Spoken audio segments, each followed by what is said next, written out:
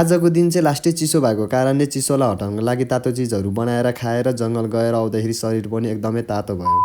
Hello everyone, आजको mini ब्लगमा हजुरलाई स्वागत र मेरो मनैदेखि माया छ। आज चाहिँ बिहान उठ्ने बित्तिकै चिया पकाएर खाइदिएँ। जाडो महिना चिया त खानै पर्छ कि, चिनी नभए पनि नुन हालेर भए पनि खानै पर्छ। खाएर चाहिँ तल घर जानु लाग्यो। तल घरको मम्मीहरू हुनुहुन्न रहेछ, उता किरामा जानु भएको रहेछ। अनि तल घरमा आएर खाना पकाएर खानु ज्वाइँ साहब भन्नुभयो। अनि त्यसैले त जानै पर्यो, अब भनिसकेपछि त नाइ भन्न मिल्यो। घर पुग्ने बित्तिकै इस्कुस र मासु पकाउन लाग्यो मैले चाहिँ। आज जाडो छ नि त, लास्टै जाडोमा त मासु त खानै पर्यो। अनि मासुको साथमा ढेँडो भयो भने चाहिँ एकदमै दामी हुन्छ भनेर ढेँडो पनि पकाएर खानु लाग्यो। तरकारी पनि पाकिसक्यो, ढेँडो पनि पकाएर भ्याइसक्यो। अनि तातोमा खानु पर्यो भने त एकदमै मिठो हुन्छ नि त, त्यही मैले तातोमै ढेँडो खान सुरु गरेँ। खाँदाखेरि चाहिँ एकदमै तातो भइरहेको थियो, तर शरीरमा धेरै तातो भएको भएर नि एकदमै मजा आइरहेको थियो मलाई। खाँदाखेरि नि मिठो थियो, एकदम दामी थियो। तातो तातो चिजहरू खानु हजुरहरू पनि धेरै जाडो आएर भइसकेपछि चाहिँ घाँस थिएन रहेछ बाख्रालाई। अनि हामी चाहिँ घाँस काट्न जानु लाग्यो जङ्गलतिर। बुढी र म चाहिँ दुईजना मात्रै पुरै गफ गर्दै जङ्गलतिर लाग्यो। मलाई पुग्ने बित्तिकै घाँस झार्दाखेरि चाहिँ मलाई भिडियो बनाउने भने याद आएर भिडियो बनाएको। यत्रो टाढा चाहिँ यहाँबाट झऱ्यो भन्दा म त मर्छु होला भन्दै म चाहिँ पुरै रुखमा चढेर घाँस काट्न लाग्यो। घाँस काट्दाखेरि चाहिँ एकदम डर लागिरहेको थियो मलाई। लिएर भ्याइसकेपछि चाहिँ बुढीलाई 2 मुठा र मलाई 4 मुठा बोकेर हामी चाहिँ घरतिर लागेको। त्यहाँबाट घर पुग्न पनि आधा घन्टा जति लाग्छ। अनि ज्यान पनि तातो भइरहेको थियो, अनि भोक पनि लागिरहेको थियो। भोक लागेपछि त के चिज त खानै पर्यो नि त। त्यसैले चौचौला पकाएर मजाले मैले मसला मोल्न लागेँ। भाग लाएर दिएर साला बाबु र म एकै ठाउँमा खान लागेको। आज चाहिँ साला बाबुसँग खाइदिनु पर्यो भनेर मोलेर पुरै चौचौधो मुखमा ग्वाममा हालेको थियो। एकदमै दामी, एकदमै मिठो थियो। तर हिजो जति त मिठो थिएन, तर मलाई भए पनि मिठो लाग्यो। आजको चौचौ पनि एकदम दामी। माथि झन् आज दिनभरि घाम नै लागेन, चिसो थियो नि त, धेरै चिसो थियो। अनि चिसो भएपछि त अनि करेन्ट चौचौ पकाएर खाँदा त यसको पिरोले भयो नि शरीर तातो गर्छ नि त। त्यही भएर मलाई चाहिँ एकदमै दामी, एकदमै मिठो लाग्छ करेन्ट चौचौ। त मिठो लाग्यो। अनि बाबुलाई चाहिँ कस्तो लाग्छ बाबु खाएर हेर त एकचोटि भनेर बाबुलाई भनेको त बाबुले त गम्मै खाएर हेरेको त बाबुलाई नि एकदमै मिठो लाग्यो रे करेन्ट चौचौ। उसले त मिठो छ भनेपछि त अब त खानै पर्यो। मैले फेरि एकैचोटि फेरि यति खाइदिन्छ। अनि बाबु त अचम्मै पर्यो होला मैले खाएको देखेर। खाएर हेर्दै चाहिँ एकदमै मिठो थियो। हजुरहरू पनि जाडो महिनामा तातो तातो चिज खानु होला, आफ्नो शरीरको ख्याल राख्नु। उस्माग लागेको भएर होला, धेरै नै जाडो छ कि। अनि घाम पनि देख्न पाउँदैन। एक दिन घाम लाग्यो भने 10-15 दिन घामै लाग्दैन चाहिँ भन्न मिल्दैन। 4-5 दिन चाहिँ घामै नलागेपछि त एकदमै जाडो हुन्छ। अनि जाडोमा चाहिँ हजुरहरू शरीर तातो बनाउनको लागि के गर्नुपर्छ भनेर सोच्नु भएर होला, करेन्ट चौचौ बनाएर खानु हजुर। र भ्याउने बित्तिकै बल खेल्न जानुपर्ने नि त, घरतिर जानुपर्छ। त्यसैले म चाहिँ घरतिर लागेको बल खेल्न जानुभन्दा अगाडि त 1 कप चिया खाएर जानु पर्यो भनेर घर आउने बित्तिकै सोनी दिदीलाई चिया बनाउन लाएर मिस यु भन्ने कपमा चिया पुरै स्वाटा खाएको। त हामीले बनाएको भन्दा एकदमै स्वाद भिन्दै रहेछ, एकदमै मिठो खाएर भ्याइसकेपछि त अब बल खेल्न जानुपर्ने छ नि त। टाइम पनि छैन, रात पर्न लागिसक्यो। त्यसैले आजलाई यति नै मिनी ब्लग। हस् त, धन्यवाद, माया छ है सबलाई।